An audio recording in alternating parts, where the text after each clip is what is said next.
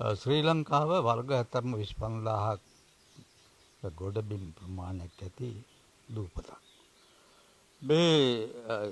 මේ රට තුල ජීවත් වෙනවා සිංහල,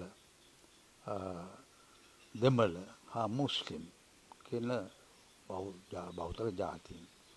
මේ අඩු වැඩි වශයෙන් සිංහල මා හිතන විදිහට 80ක් පමණ සිංහල ජනතාව, 12ක් පමණ දෙමළ ජනතාව, 8ක් පමණ මුස්ලිම් ජනතාව. ඉතින් මේ ජනතාව අනුව මේ ජනගහනය අනුව මේ රට වෙන් කිරීමේදී අත් වශයෙන්ම විශාල අර්බුද කලකෝලහල මේ රටේ ඇති වෙන්නේ ජාතින් අනුව. දැන් මේ ළඟදී ගේන්න බලාපොරොත්තු වෙන ව්‍යවස්ථා සංශෝධනය මා දන්න හැටියට මේ ජාතින් අතර බලතල බෙදීමක් තමයි මේ කරන්නට යන්නේ. අපිට මතකයි 13 වෙනි ව්‍යවස්ථා සංශෝධනයේදී ජේ.ආර්. ජයවර්ධන ඉන්දියානු අගමැති රජීව් ගාන්ධි අත්සන් කරපු ගිවිසුමේ පළාත් සභාවෙන් කළා පළාත් සභාවට බලතල පැවරුවා. නමුත් ඒ බලතල ජනාධිපතිවරගේ අතේ හසුරුවන බලතල විතර මේ පැවතුනේ. යම් කිසි විදියකින් ඒ ජනාධිපති ධූරයේ වෙනසක් ඇති වුණොත් ඒ පළාත් සභාව පවත්වන්නත් බෑ. ඒ බලතලත් අහෝසි වෙනවා. දැන් අලුතෙන් ගෙන්න මේ පනතේ මල්ට දැනගන්න ලැබෙන හැටියට මේ රටේ තියෙන ඒකීය භාවය අහෝසි වෙනවා.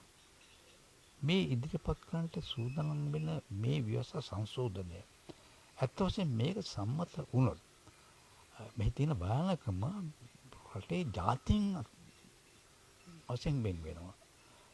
පළාත් වශයෙන් වෙන් වෙනවා. එතකොට මේ රටේ බොහෝ අර්බුද කලකෝල ඇතිවීමට ඉඩ තියෙනවා.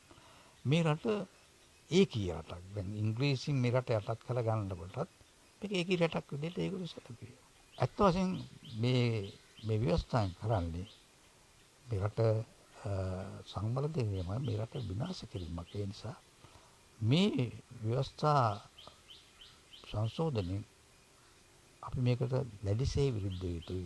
සියලුම රටවාසීන් සිංහල, දෙමළ, මුස්ලිම් සියලු දෙනා, සිංහලම නෑ මේ සියලු දෙනා මේ ව්‍යවස්ථාවට විරුද්ධ යුතුයි. ඒ නිසා අපි නැවතත් මේ රට ලේ වැගිරීමට යොමු කරන්න හොඳ නෑ. මෙහෙම වුණොත් නැවත මේ රට කියලා වෙන් වෙනවා. ජාතින් අතර වෙන් වෙනවා. විදේශේ බලපෑම් ඇති වෙනවා. නැවත ජාතින් අතර කලකෝල ඇති වෙනවා. අපි අවුරුදු 30ක් තාම දැඩි භයානක යුද්ධයක මුල අපට ජීවිත ලක්ෂ ගණන් අපිට තිබුණා. අපේ දේපල විනාශ වුණා ලක්ෂ. දැන් ඒක අවසාන කරලා දැන් අපි නැවතත් ජාතින් අතර සමගියක් ගොඩනගාගෙන එක ආණ්ඩුවක් තුල එක රටක් තුල ජීවත් වෙන මේ පරිසරය නැවත විනාශ කරගෙන මේ වැනි උඩර වැටි නැවත යොදනවා. අපි ඒක පරාජය කළ යුතුයි.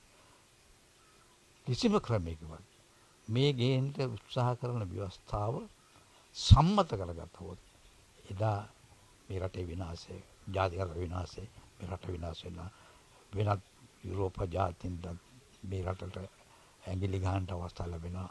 ජාතියක් හැටියට, රටක් හැටියට අපි විනාශ වෙන නිසා ඊටාම සිහි කල්පනා ජාතියක් හැටියට, ලාංකික ජාතිය හැටියට මම කියන්නේ මේ සිංහල, දෙමළ, මුස්ලිම් මේ තියෙන මහා ජාතීන් තුන මේ රටක් හැටියට එක් වෙලා මේ ව්‍යවස්ථාව පරාජය කරන අපි කටයුතු දැන් අපි ජාතීන් අතර සමගියක් තියෙනවා.